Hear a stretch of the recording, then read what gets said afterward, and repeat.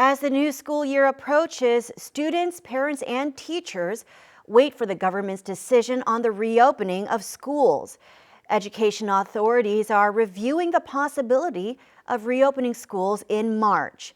A decision is expected to be announced soon in Jeju, even though there is still a great deal of uncertainty on how the pandemic will turn.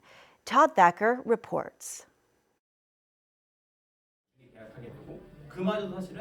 Last year's spring semester began on April 9th. Compared to previous school years, that's a delay of about 40 days.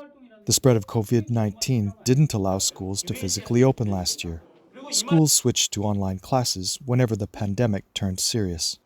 Seoul is considering extending physical classes at schools. Extended online classes could widen the learning gap between students.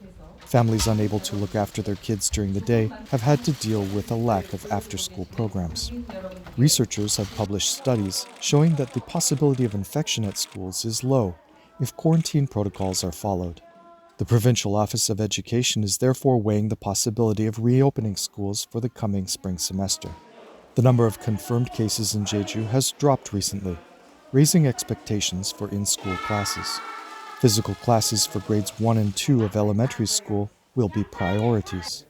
During a recent interview with KCTV, POE Superintendent Lee Suk-moon said he expects that physical classes could go ahead in the spring. 음력달부터 3월까지는 조금 힘들더라도 조금씩 자제하면서 사회적 거리를 지켜주신다면 우리 아이들이 개학도 하고 3월달 학교 생활을 정상적으로 할 수 있는.